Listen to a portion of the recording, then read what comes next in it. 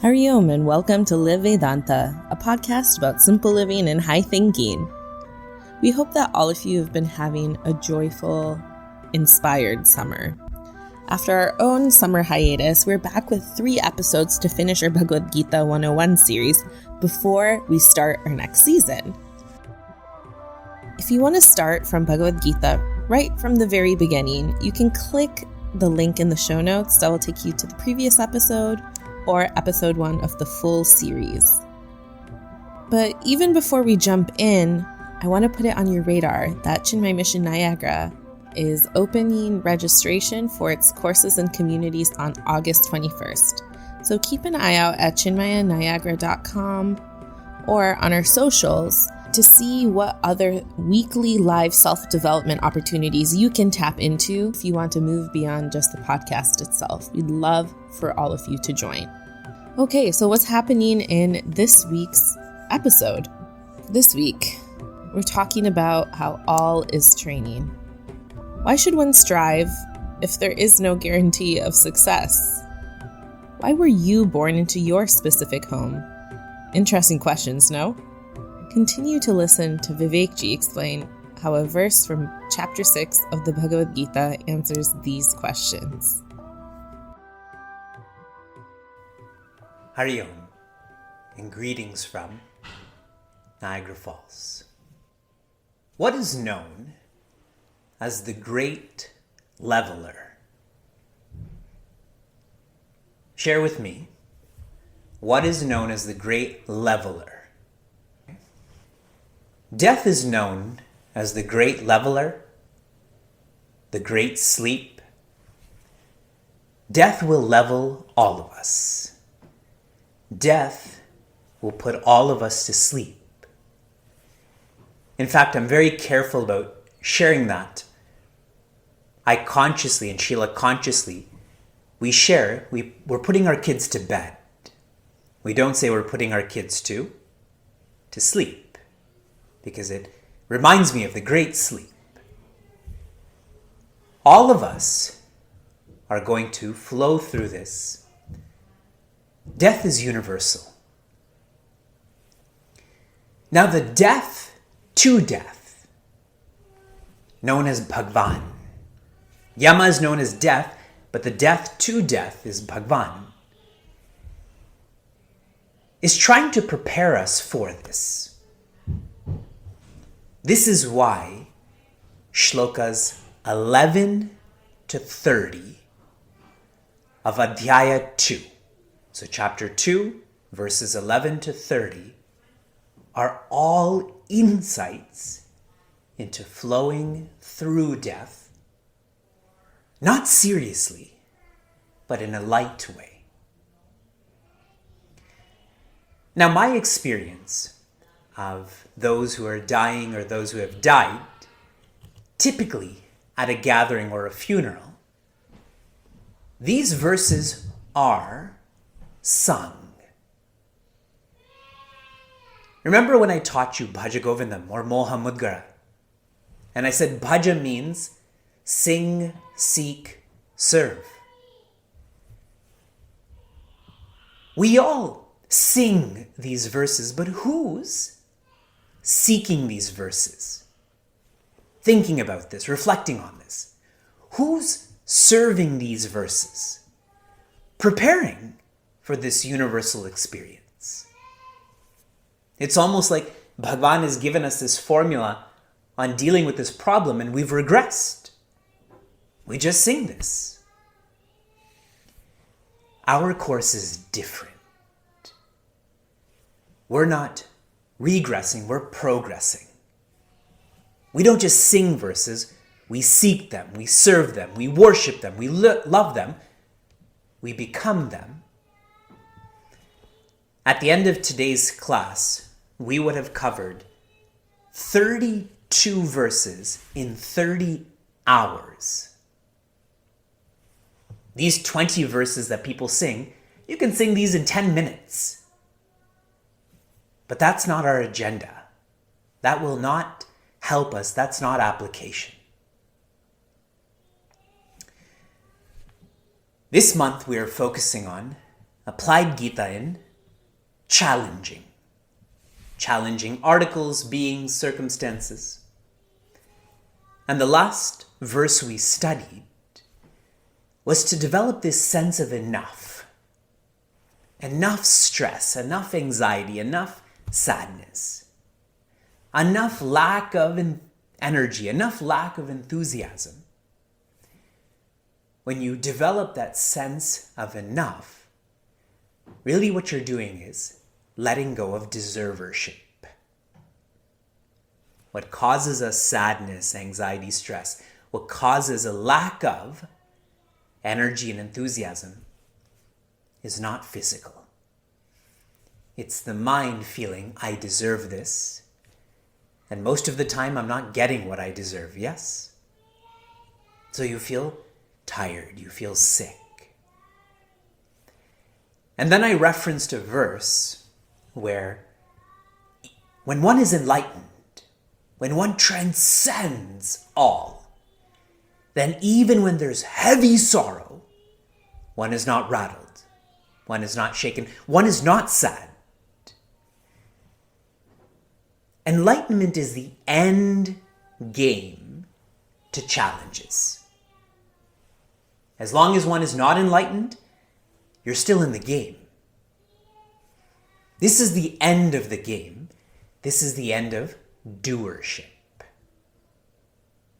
So first you have to be tired of deservership, and then you start investing in ending doership. There are no challenges then. Remember I shared, the more there's doership, the more there's challenges, the more there's beership, the less there's challenges. We shift to our last verse on challenging. We are in chapter 6, verse 43. All of us are working hard and smart towards enlightenment. Yes? At least visually show me, yes? Now what happens if I contract COVID? What happens if I'm in a car accident? What happens if I die? And Prince Arjuna is thinking about this because this is more relevant to him, no? He has millions in front of him and millions behind. Even the people behind him accidentally could shoot an arrow at him, yes? So he's thinking the same. Bhagwan, you're teaching me to be like you. You are the death to death, but I'm still subject to death. So what's the point of all of this effort? Why should I evolve? If I'm going to die and I'm not going to be enlightened, I may as well enjoy. So that's addressed in this verse. Chapter 6, verse 43. Tatra tam buddhi samyogam. Tatra tam buddhi samyogam. Labhate paurvadehikam. Labhate paurvadehikam. Yatate cha tato bhuyaha. Yatate cha tato bhuyaha. Samsiddhau kuru nandana. Samsiddhau kuru nandana. Tatra tam buddhi samyogam. Tatra means in your next life, your next birth, your next manifestation, what will you do? Buddhi yoga. Wherever you left off in one life, you will begin in the next life. That's what Bhagavan begins this verse with. Now this verse is connected to the earlier verses, which I'm going to summarize for you. Have you ever thought about why you were born into the family you're born into? Most of the time you think about that negatively, yes? Why me? Why are my parents like this? Why did I have to have these siblings? We all think about that, mostly in the negative, but here Bhagavan is approaching this objectively. Okay? Think very deeply and relevantly about your family right now. Try to analyze if your family is 1 or 2. I'm going to start with 1. Shuchinam Shrimatam Gehe.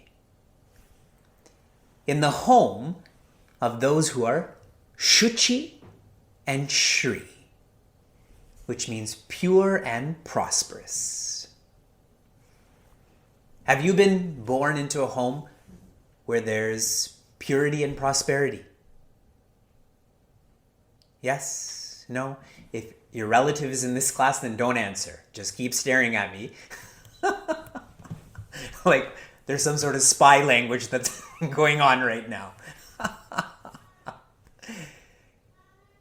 When one is aspiring for enlightenment and there is a trace of rajas, rajas can be defined as desire or worldliness. When the body dies, they are born into a home of purity and prosperity where they can keep working hard and smart on letting go of that rajas to be fully sattvic. Now think of this practically. If you're born in a home of purity, the focus will be sattva, yes? If you're born into a home of prosperity, you don't have to worry about the world as much, yes? Because there's prosperity around you. You have that luxury, you have that privilege. My parents never had the privilege to focus on Vedanta when they were younger. There was not enough prosperity. My sisters and I have the privilege to focus on Vedanta because there was enough prosperity. You're all feeling me? That's 1. Here's 2. Yoginam Dhimatam Kule. Kule means in the family of yogis and Dhimatam. A yogi is one who's ever trying to be better, and Dhimatam, where there's a focus on knowledge. So betterment and knowledge. Now see the comparison here. The first, there's purity and prosperity. The second, there is betterment and knowledge.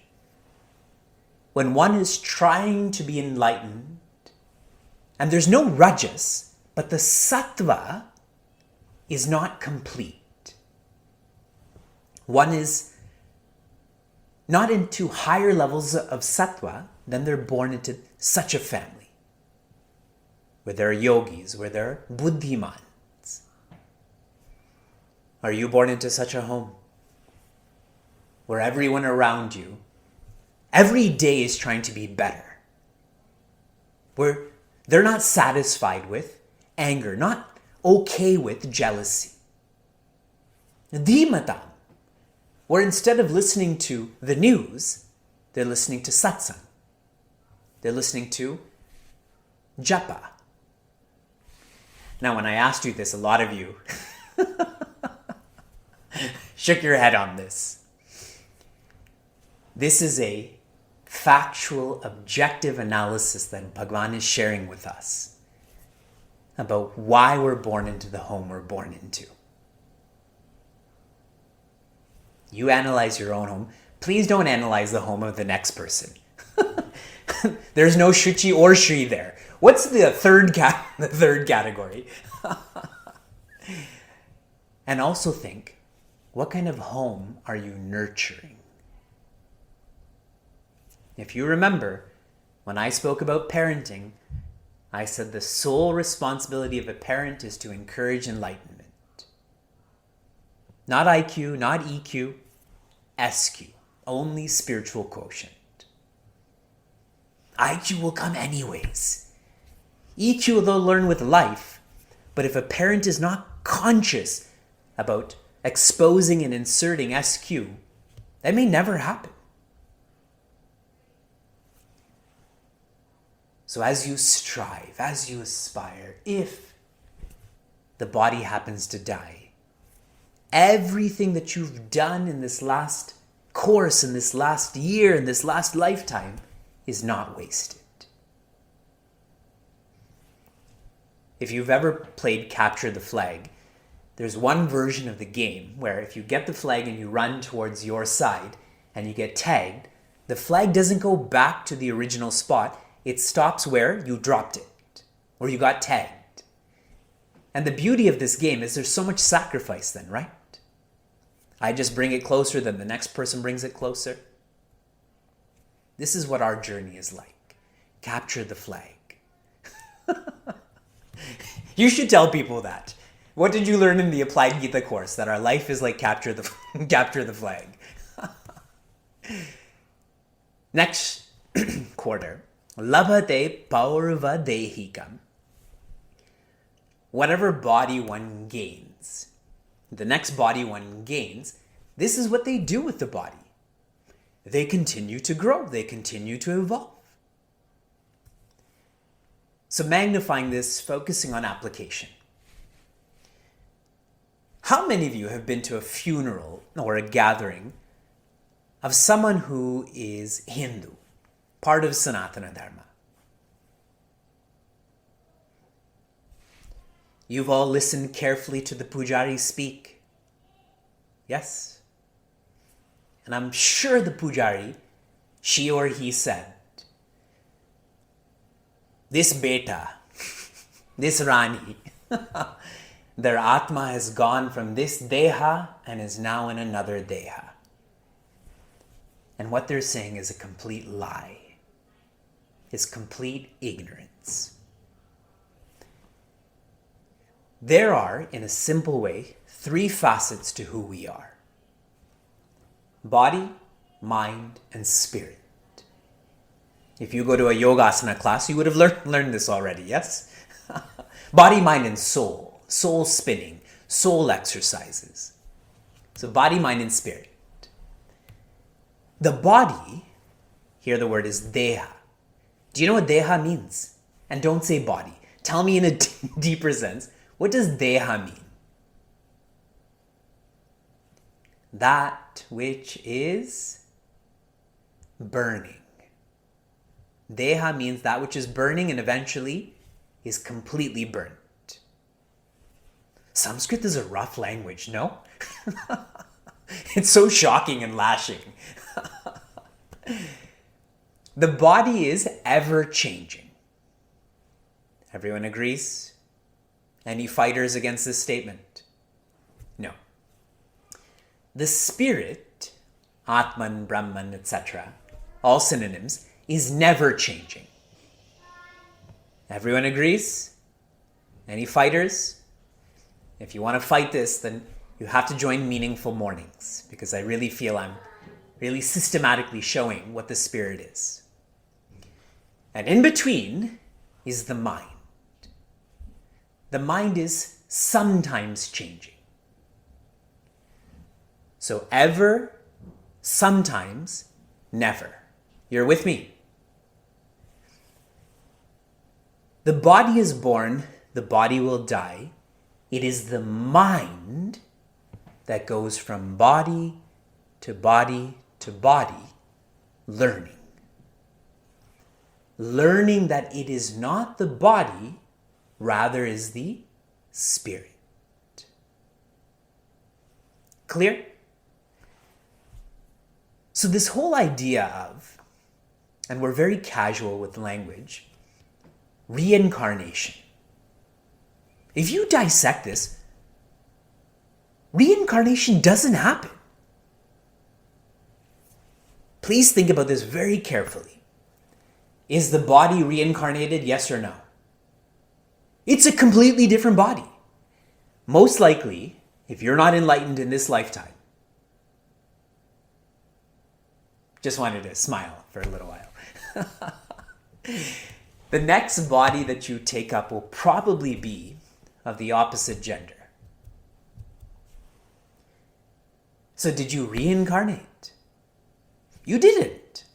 Okay, let's shift over to the spirit now. Does the spirit reincarnate? No, it never changes. Reincarnate into what? From infinity, it reincarnated into finitude. That's not possible. So now the mind, does the mind reincarnate? It doesn't either. It's the same mind. The mind is just going. Like a car, when your car goes from Niagara Falls to Toronto, do you say, my car reincarnated? It's the same car. It's just moved. So it's a very English, almost Abrahamic religion concept of the law of reincarnation, when nothing is reincarnated. The body stops. The spirit never moves. It is the mind that is moving. So in every family you're born in, every home you're born in, the mind keeps on moving. Okay?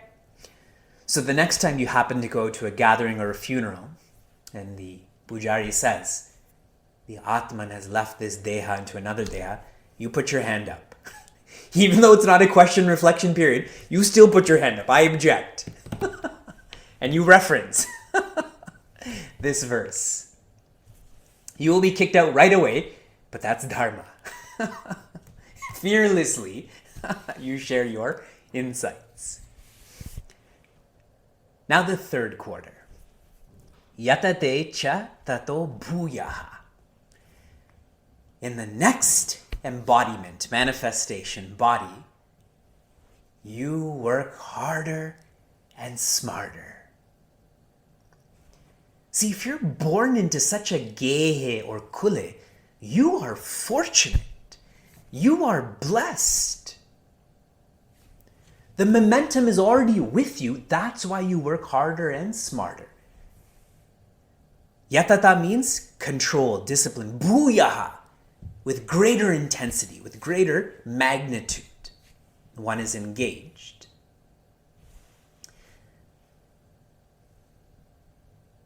You start to feel that every experience you go through is training. Every experience you go through is a teacher. That's how you know you're working smarter. Someone who's not working smarter, they don't know the purpose of why they're going through what they go through, so they keep feeling that they have problems. But someone who's working smarter, what am I supposed to learn from this? How am I supposed to grow from this? So all becomes training, all become a teacher, no? 2 days ago, I had a tough day with the kids.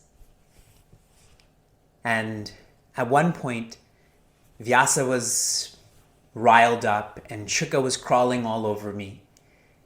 And I held Shuka and I just stared at him. And I said, I need to be more patient with you. Not that he understood it, but I really was just verbalizing it to Sheila, that I need to be more patient with Shuka and Vyasa. I only feel that because of my immersion in Vedanta. And if I wasn't immersed in Vedanta, it's Shuka. He's such a bad kid. It's Vyasa. How come he always acts like that? Does that sound like good parenting? Does that sound like positive psychology?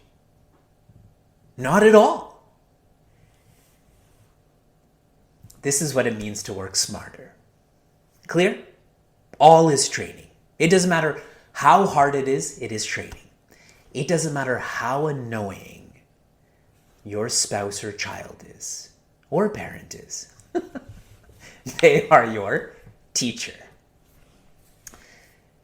With such a mindset, what happens is that you become less extrovert. See, one who makes a lot of excuses is an extrovert, right? They're looking outside, not inside.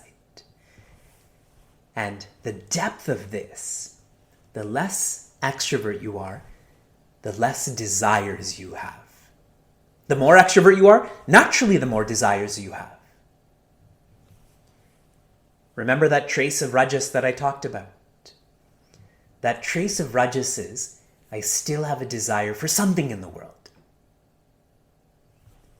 And when you can purge that, you're born into a more sattvic family. And in that sattvic family, when you work harder and smarter, you go from sattva to pure sattva to the purest sattva. And then you're enlightened. Then this shloka is irrelevant. You're not born again. There's no more family or home. So less extrovert, less desires. And now the last quarter. Samsiddhau kuru nandana. How lovingly Bhagavan Krishna is calling Arjuna here. You are the Nandan of the Kauravas, of the Kurus. He's sharing your Nandana because you're so close to knowing your nature is Ananda. Every word, every name is so careful. Samsiddhau. Realize your nature is Ananda. Siddhi is position. I shared this in the Vedanta and Bhagavata course, in the Meditation and Life course. As you become more contemplative, you will develop siddhis. You'll hear things, you'll see things, you will be able to read people's minds. You have a position that nobody else has.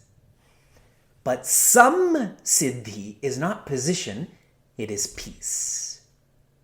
It is ananda. So here he's telling Prince Arjuna, you're already the one who has all of these siddhis. You're the best archer, you're the best husband. Out of all of the Pandavas, secretly, Devi Draupadi loved Prince Arjuna the most. He has that position. But here Bhagavan is not telling him, focus more on position. He's saying focus on peace. That's what some siddhi is. How this relates to us, how we can apply this. Develop the samskara that position is still of the world and peace is beyond this world. Okay, let me go lower and then higher. Worldly problems are not solved by worldly solutions. Yes? Worldly problems are solved by spiritual solutions. When you have the samskara that the worldly challenges that you're going through are not going to be solved by worldly solutions, that's when you're shifting from siddhi to samsiddhi. To develop that samskara. So now your question is, how do you develop this samskara?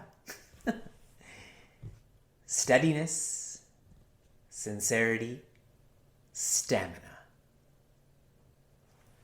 Be steady with your sadhana. It does not matter what sort of outer conditions, what's happening to the world, be steady. In one of our classes, I shared with you, from right to left, nitya karma, that's your regular responsibilities. Naimittika karma, special responsibilities.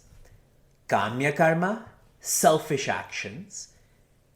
Nishiddha karma, which is mean, or let's change it to vicious actions.